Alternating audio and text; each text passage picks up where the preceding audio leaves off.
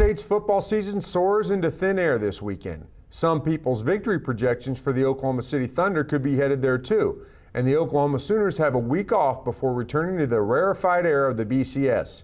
From the Dodge Sports Desk, I'm Mike Sherman. You're watching the Press Row Live. My guests today are Jenny Carlson, who will talk about how the Thunder measures victories and improvement. Columnist Barry Trammell, who will look ahead to what could be the game of the year in college football. And columnist John Rohde, who will talk about H2O levels in college football in Colorado. John, start with you. You grew up in Colorado. Last year, the Oklahoma Sooners went up to Boulder. They claimed the atmosphere, the thin air, not a factor. I think once we got to the fourth quarter of that Colorado OU game, it looked like it was. Was it? Well, the H2O levels will be fine. The water supply up in Colorado. You mean altitude? Altitude. Yeah, I think they're okay with water up there, but no, altitude is. I mean, I'm out of shape at sea level and at high altitude, but it does make a difference. But it's more mental than anything. Billy Tubbs used to tell his basketball players, Barry, don't worry about the altitude. We're playing indoors. Yeah. So it is if you let it. Barry, you were there, and you had a guy who was a rock climber and a hiker. He wrote you before this game and said, uh-oh. He says every college football team that goes to Colorado or Wyoming or Air Force, I think those are the three highest elevations in college football, should go on Wednesday. He said that about 48 hours you become pretty acclimated. And he said anybody that's serious about winning should go on Wednesday. I don't know. It seems to me that in years past the Sooners have played pretty well in Boulder, and Oklahoma State's won its fair share of games. And I think I figured up OSU something like 7-13 in Boulder, which is pretty close to what you'd expect OSU to be at Colorado. So I'm not sure how much. To me, sometimes it could be a mental hurdle as much as anything else.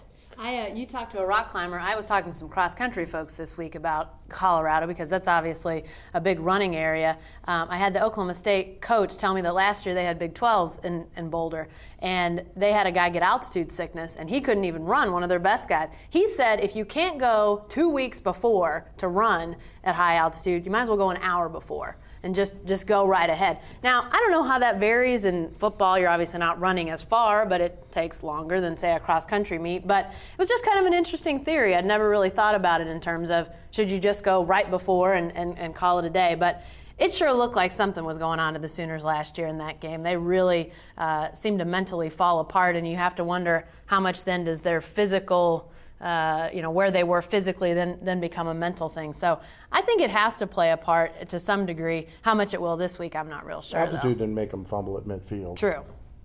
What impact at all, if at all, could it have on Oklahoma State this week? And really, what, as you see it, John, what are the bigger factors in this game? Bigger factors is Colorado's horrible offensively. They're very thin. They're moving defensive guys over to offense. I guess they're torn between quarterback. Are they back to the coach's son now? Cody Hawkins. Cody Hawkins. Defensively, they're good. But here's the deal. Oklahoma State's great offensively, so that'll neutralize it. And all OSU has to do is stop Colorado, and there's not much challenge there, Barry. This should be an easy OSU victory if you look at what Colorado has done in Boulder this year. They had the big win over West Virginia in September, but since then they barely beat K-State in Boulder. They barely beat Iowa State in Boulder. 1 point. So you just got to go out there and take care of business and beat them 42-14. Interesting, the progress of Oklahoma State when this season started. That was a game we circled and said, the whole season could hinge on this. 17-point favorite going into Saturday night. Next question, Jenny, the Oklahoma City Thunder. Last night they hosted the Orlando Magic. And Dwight Howard dropped in from outer space and dropped 30 points, 19 rebounds, 10 blocks in a performance for the ages. You really can't fault anybody for that, but really the way the Thunder came out, again, another slow start really is a head-scratcher. They're 1-7 last year, as John details today on his OK and also in the Oklahoman. That's a one-game improvement over what they did last year. But is this team really better than it was last year? I think so. I think they're better. Now, last night was a bit of a perfect storm in a bad way for the Thunder. You had Kevin Durant out. Chris Wilcox is still hurt. I mean, they're playing with some guys sitting the bench who could have really helped him. I don't know if they could have stopped Dwight Howard from doing what he did, but you still would like to have more bullets in your gun when you've got an opponent like that. I think they're in better shape. I think they've got more talent. I think they've got the guys that were there last year are more established now. They don't have the cloud hanging over them of where are they going to be in a year, how's that going to play out. I think they're in a better place now. Last night didn't show it, but I still think they're moving ahead, they're moving forward. When we see that really start to come together, I don't know. I think it could be a while. Youth, the product of youth is inconsistency, and right now we're seeing it. They'll have a slow start and come on at the end. They got those taken care of 2 out of the last 3 games. They came out pretty good at Indiana and against the Hawks, and then they fell apart at the end. I mean, we're just going to see them doing different things wrong all season. They're young. That's what they're going to do. John, that was a playoff team last year, a team that can really last night. And they can really make a deep run, the Orlando Magic. I thought Superman was supposed to help people who are in need. He killed them. He absolutely killed them last night. And it is a long season. I'm going to disagree with you. I think during the game you were blogging, hey, let Westbrook learn by trial by error. You got to cut him off at some time. Last night, I think was he 0 for 12 before he finally hit one. I think he ended up 3 for 19. I'm with you for the most part, but I don't know about Barry totally just throw him into the wolves like that. You think you can shatter a guy's confidence like a baseball pitcher or a batter? I haven't seen enough of him, but he looks like the kind of kid that doesn't bother him. Yeah, he's smiling after the game. Yeah, he doesn't get down after a 3 for 9. And frankly, after a college football game, after an NFL game, you don't want to see guys smiling. NBA, Major League Baseball, I don't mind smiles after a loss. It's a long season. You got to deal with it in some way. I think this is a team that we're just going to have to realize they're not very good. Anything we see is about the future. We just got to get it in our minds as fans and media and everybody else. Just be along for the ride. And, it's sort of like I was thinking, it's like when I drive to Colorado every year for vacation. The drive will just kill you and wear you out. You can't think about going through Pampa and Borger and Dalhart, Texas. You got to think about where you're going, not where you are. That's what these guys have to do. They got to think about where they're going. There's moments in games that give you a vision of that destination. And one of them happened really late in the game. Russell Westbrook's on the court, the game is far decided, and all of a sudden he jumps higher than Dwight Howard. I mean, he went up for an offensive rebound. John, do you see that moment? That, I've never seen a human being be that high that wasn't on one of these mini tramps. Yeah. He was way up there. His confidence seems to me to be intact. The question really for that, though, to me is, what do those shooting performances do to everybody else? I mean, it digs a kind of a big hole. Last night, he had at least 4 shots blocked in the first half, but he kept taking the ball to the goal. John, one other question I have about the Thunder, though, is shooters. Where are they? Can these guys become better shooters? Is there hidden shooting talent that we have not yet seen? We got percentages that are like the Dow, way down, 29%, 30%. Nick Collison, a good shooter, a guy who got a nice stroke, 41%. Is there better shooting ahead? Well, I asked PJ that yesterday. I go, when it comes to shooting, can you get better as the year progresses, or you are what you are? And he goes, well, these guys are better, so I'm hoping they'll just get back to where they should be. And Earl Watson says, hey, make a couple, then your teammate will make a couple. PJ, until last night, PJ was saying, hey, look, if some of these 3 for 9 guys go 4 for 9 or 5 for 9, we might be 500. We'd be in every game.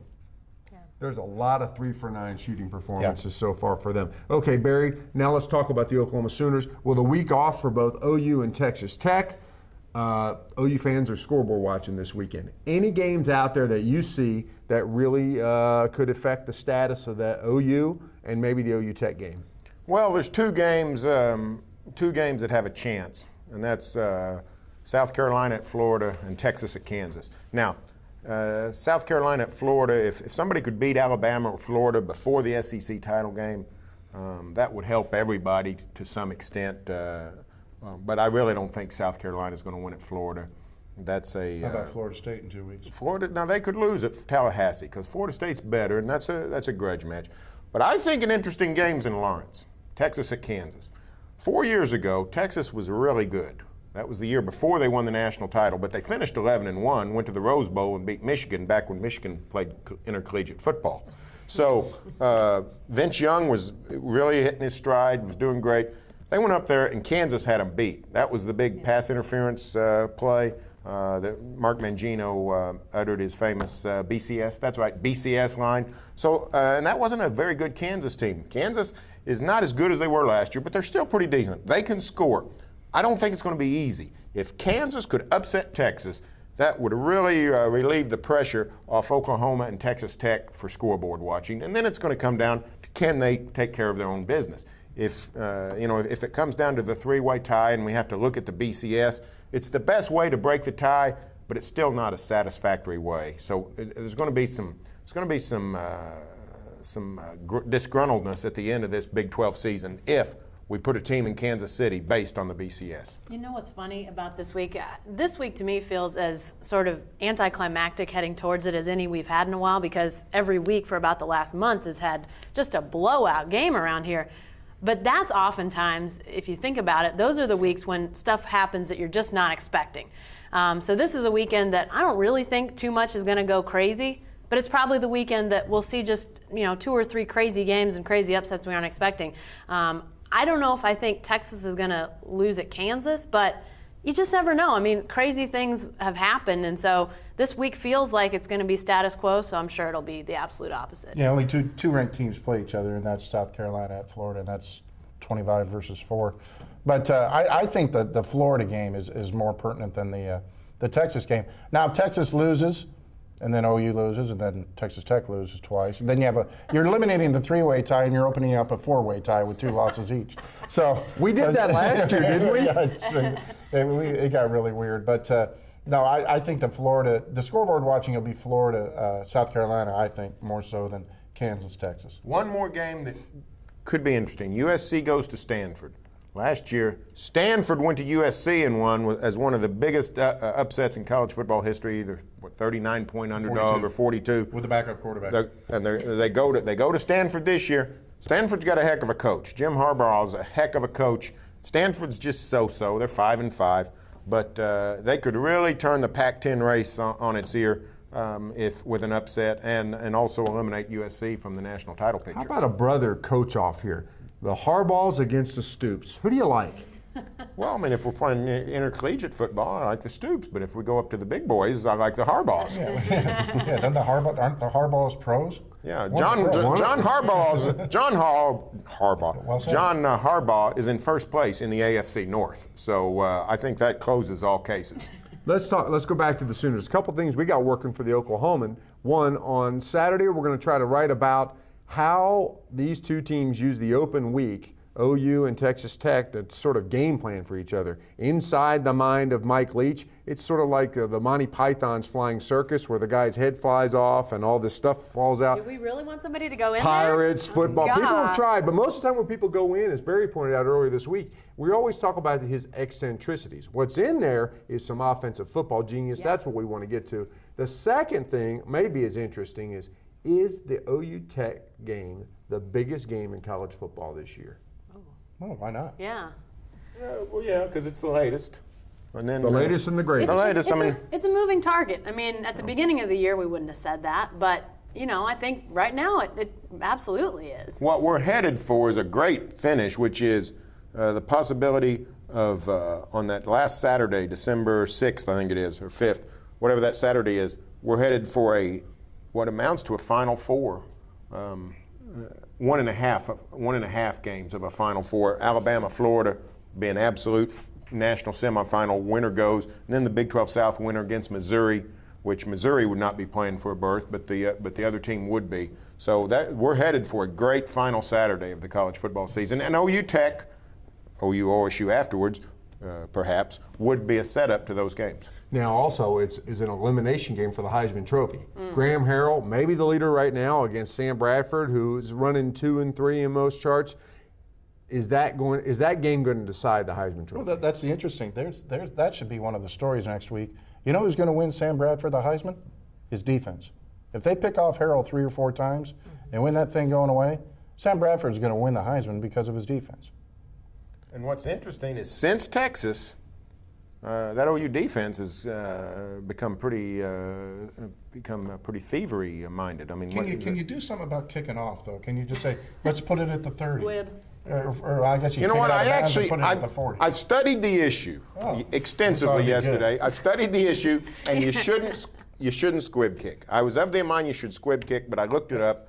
Oklahoma has actually look up squib kick. Well, here's the problem. OU's kicked off 87 times this year. 58 of the 87 times, an absolute 2/3, they've pinned the opposition from the 30 or deeper, and it's actually, even pretty good numbers from the 20 and in.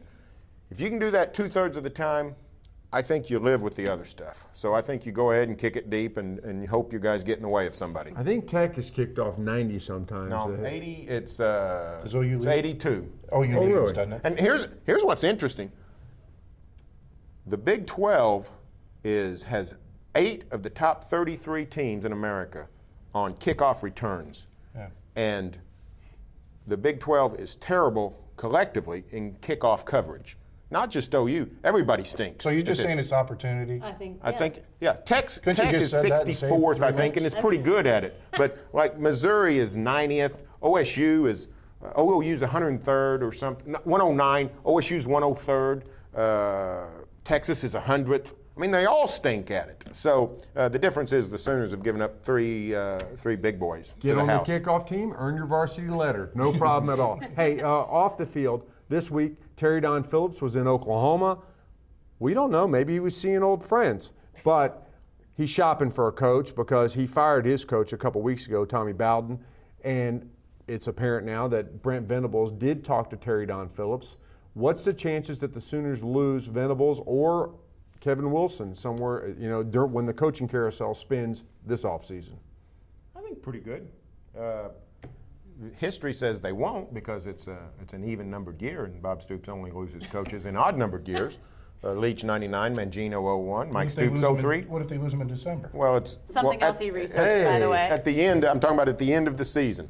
But I think it's probably likely. I mean, people have got to take a look at Kevin Wilson and this offense he's put together. I mean, it's out of this world. But Venables is reaching. Everybody's been talking about why Venables. Nobody wants Venables. Well, he's just now reaching, the age of accountability. He's only now 37. So you're not going to get a head coaching job at the age of 32 or 33 unless Al Davis hires you. So he's just now reaching the point where he's going to be the hot guy. And Terry Don Phillips, I think, has always liked Brent. I think there's a chance he could go to Clemson. I think the percentages are going to play in the favor of maybe both of these guys getting jobs. There's going to be so many jobs open. There's going to be these high-level jobs, the Washingtons, the Clemsons, places that really could be great opportunities. And then who fills them, whether it's these guys going to those schools or the guys that do, and then those jobs come open. I just think you're going to see a ton of movement, and I'd almost be more surprised to see both of these guys there when next season starts than to see both of them gone. I think it just shows us that Terry Don is looking at everybody.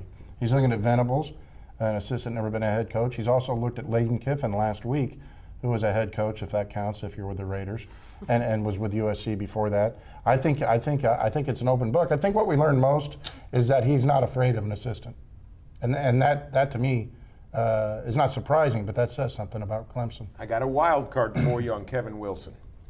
One of the hot coaches in America right now is Brian Kelly at Cincinnati. If he gets a head coaching job, Kevin Wilson could be a prime candidate at Cincinnati because he coached at Miami, Ohio, which is actually an old rival of Cincinnati. He also was at Northwestern. Cincinnati likes offense. That's not a bad job now. You can go to the Big East and win. Brian Kelly's showing that. Kevin Wilson, maybe to Cincinnati. And if Venables did indeed get the job at Clemson, Barry, didn't you write this on your blog today? That would be the best job, or maybe the best football job that one of the Stoops aides got. Oh, yeah. Trumping Arizona. And Texas Tech. I thought Texas Tech's probably better than Arizona. But I think Clemson's better than Tech was 8-9 years ago. Probably now Tech's better, but at the time, Clemson's. Okay, guys, our roundtable will end it up. Last night, on Wednesday night, the great Carrie from Oklahoma wins Country Music Female Vocalist of the Year, the all-time. This is the pinnacle of the Country Music Awards. My question to you is, who is the most famous living Oklahoman right now? Barry, do you have a theory on that? It's a very good question. There's not a lot of good dead ones. Well, yeah, dead ones. Can I go with the dead? I think You know what? I'm going to say I'm going to stay with the same genre, but I'm going to say there's somebody that trumps Carrie Underwood. I think it's probably Reba McEntire. I think Reba McEntire, country music superstar, then made the transformation into television. So any fans who didn't get a hold of her on the jukebox might catch her on the tube.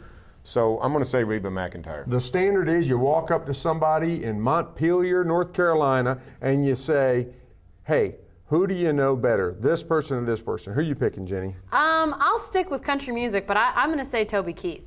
I think he's right up there. Now, I think Barry is onto something with the TV aspect of things. You know how popular Reba's show was. I was somewhat of a fan. At least didn't turn it off if it was on. But I think Toby Keith's got a huge following, and it's really gotten big. So I'm going to go Toby Keith. He's made a movie. John? Yes. Do I have to do country western? No, you can pick it's the most famous living Oklahoman. Barry Switzer. It's Barry Switzer. Oklahoma's football. Barry Switzer's football. Plus Barry that. Switzer's Oklahoma. Plus that. I thought of Switzer, but I just wonder if you're not a big football fan. I just wonder how famous Switzer is, and I don't know the answer, but that's why I didn't go with Switzer. Is college football bigger than country music? I don't think so. I think there's more country music fans You than just college answered football. your own question. I think country music's bigger than college Well, they football. turned the page. Carrie's bigger than Reba. Listen, if you are a big college football fan, the best way to follow all the news and information affecting the local teams is to stay with this coverage team on newsok.com and every day in the New Look Oklahoman.